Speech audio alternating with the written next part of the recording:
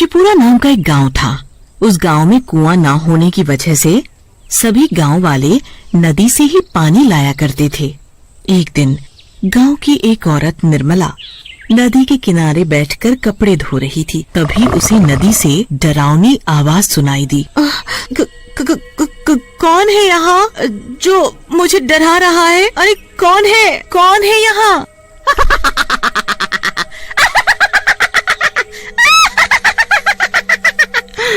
मैं हूँ।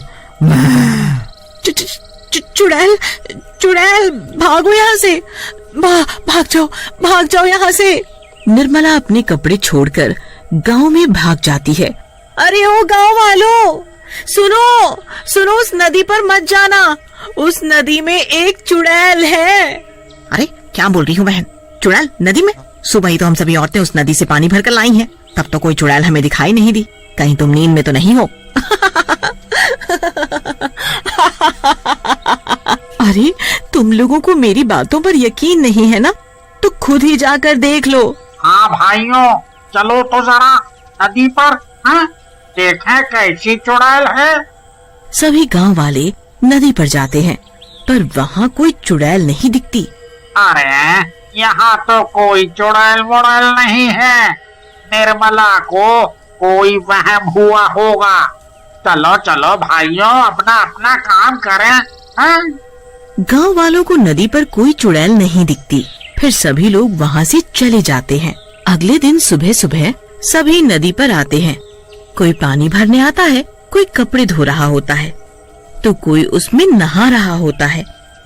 चुड़ैल नदी के अंदर थी, तो वो ये सब देख रही थी। ये सभी गांव वाले फिर नदी पर आ गए।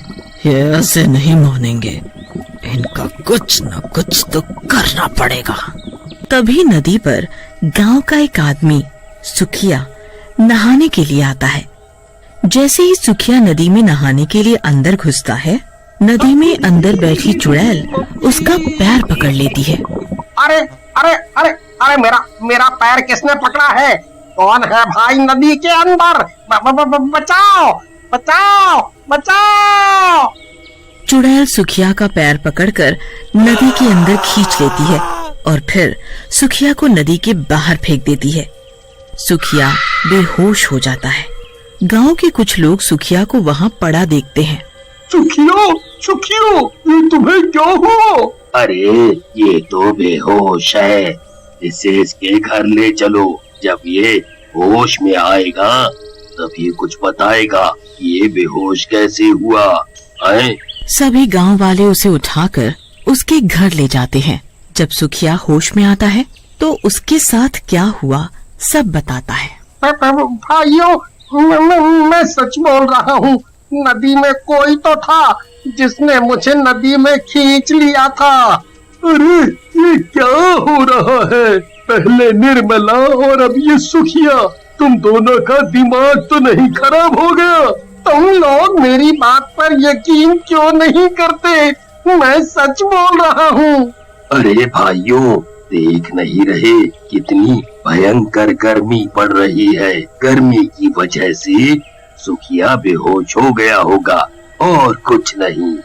हाँ, तुम सही बोल रहे हो। ये सुखिया तो कुछ भी बोले जा रहा है। फिर सभी गांव वाले वहाँ से चले जाते हैं। कोई भी सुखिया की बातों पर यकीन नहीं करता। फिर भी सभी लोग नदी पर जाते, वो भी वहीं कपड़े धोने लगती हैं। तभी उस चुड़ैल की भयानक आवाज आती है और सभी औरतें वहाँ से भाग जाती हैं। ये लोग नहीं मानेंगे, इनका कुछ तो करना होगा। नदी पर जो कचरा पड़ा होता है, वो कचरा उठाकर आधी रात को चुड़ैल गांव वालों के घर पर फेंक आती है। अरे सत्यानाश हो उसका, जिसने मेरे घर पर ये कूड़ा फेंका। अरे कोई है? मेरे घर पे कूड़ा किसने फेंक दिया?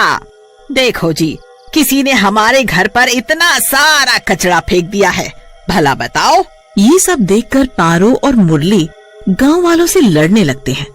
वो चुड़ैल फिर से आधी रात को नदी से निकलकर गांव में आती है और अब की नदी से ढेर सारी कीचड़ उठाकर शंकर के घर पर फेंक कर चली जाती है।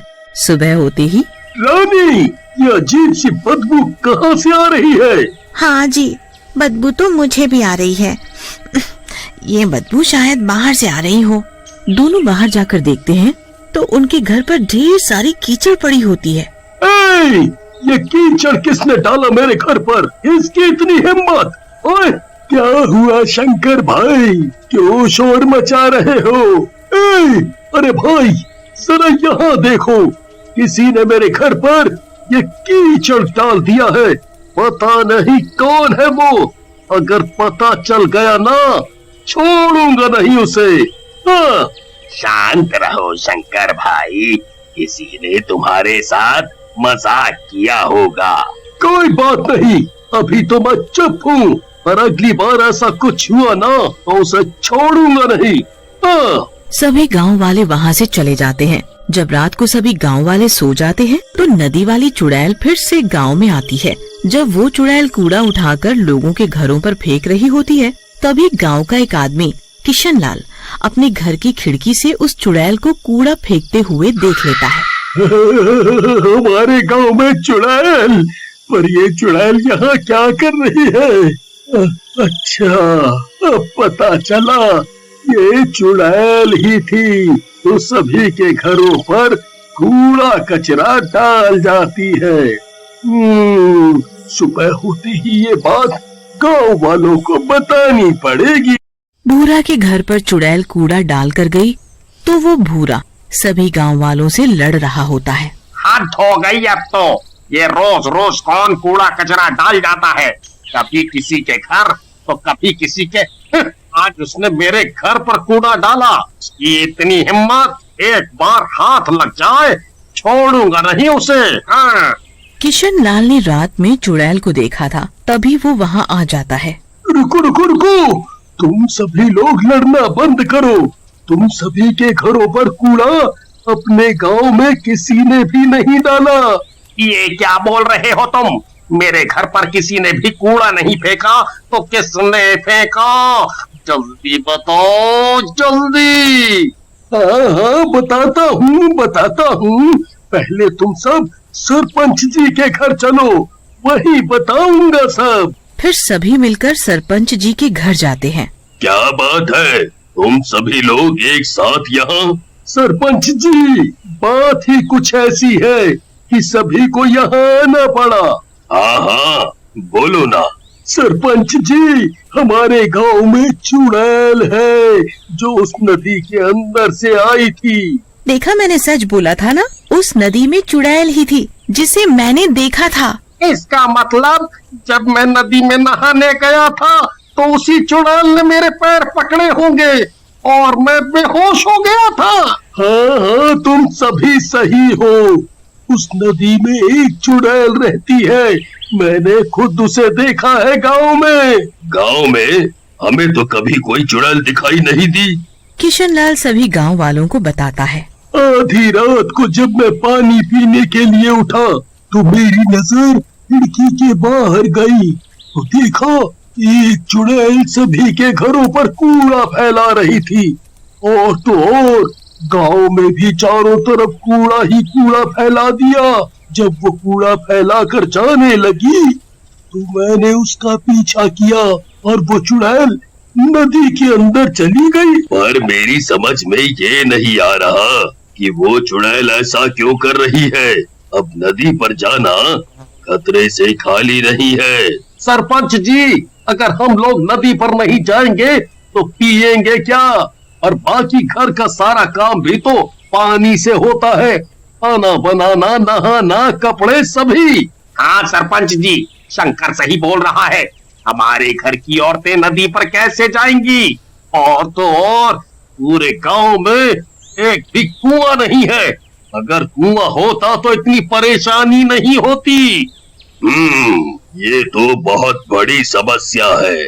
मैं सोच रहा था कि किसी तांत्रिक बाबा को बुलाया जाए गांव में, वो ही कुछ कर सकते हैं। अब सभी गांव वाले सरपंच की बात मान लेते हैं और सरपंच जी एक तांत्रिक बाबा को बुलाकर सारी बात बताते हैं। अच्छा, इसलिए तुमने मुझे यहाँ बुलाया। तुम चिंता मत करो, हम सब ठीक कर देंगे। अगर चाहते हो कि वो चुड़ैल नदी छोड़कर भाग जाए, उसके लिए हमें गांव के बीचों बीच बैठकर हवन करना पड़ेगा। हवन की सारी तैयारियां हो जाती हैं। तांत्रिक बाबा हवन करने के लिए बैठ जाते हैं और सारे गांव वाले आसपास खड़े होकर देखते हैं। तांत्रिक बाबा मंत्र पढ़ते हैं और अपनी पोटली से भभूत निकालकर पूरे गांव में छिड़क देते हैं। सरपंच जी, वो चुड़ैल अब इस गांव में कभी नहीं आएगी। बाबा, गांव में चुड़ैल नहीं आएगी, पर नदी का क्या? हमारे गांव की सभी औरतें नदी से पानी लाती हैं। तभी चुड़ैल वहाँ आ जाती है। तुम लोग मेरा कुछ नहीं बिगाड़ सकते, मैं बहुत ताकतवर हूँ। इस तांत्रिक को तो मैं फूंक मारकर हवा में उड़ा सकती हूँ। तुम क्यों गांव वालों को परेशान कर रही हो? वो लोग नदी पर जाते हैं पानी भरने, तो तुम उन्हें डरा कर भगा देती हो या फिर उनके घरों पर कूड़ा कचरा डाल देती हो। क्या कूड़ा कचरा मैं करती हूँ? जरा चलो तुम सब नदी पर मेरे साथ। चुड़ैल सभी गांव वालों को अपने साथ नदी पर ले जाती है।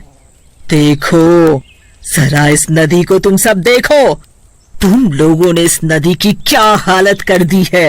मैं तो आराम से नदी के अंदर सो रही थी, पर तुम सभी गांव वालों ने इस नदी में इतना कचरा फैला दिया, जिसकी वजह से नदी का पानी दूषित हो गया और मुझे नदी के अंदर घुटन महसूस होने लगी, जिसकी वजह से मैं नदी के बाहर आ गई और तुम लोगों को यहाँ से भगा दिया। तुमने हमारी औरतों को पानी नहीं भरने दिया, हम लोग कहाँ जाएं अब पानी भरने? तुम लोग बहुत ही गंदे हो। अपना घर तो साफ रखते हो और सारी गंदगी नदी पर करते हो, तो कोई नहा रहा है उसमें, और तो और उसी में तुम लोग जानवरों को भी नहला रहे हो। फिर उसी पानी को तुम लोग पीने के लिए ले जाते हो। इतना गंदा पानी तुम सभी कैसे पी सकते हो? इसीलिए मैंने सोचा कि तुम लोग ऐसे नहीं मानोगे, तुम सबको सबक सिखाना जरूरी था। तुम सही बोल रही हो, तुमने हमारी आंखें खोल दी। आज के बाद हम सभी लोग नदी पर गंदगी नहीं करेंगे। हाँ, अगर हम सब नदी पर काम करेंगे तो गंदगी तो होगी ही। इसका हल भी मैं बताती हूँ। सरपंच जी, आप गांव में 2-3 कुएं बनवाएं। गांव में कुएं होंगे तो किसी को भी नदी पर आने की जरूरत नहीं होगी। सारा काम घर पर ही हो जाएगा।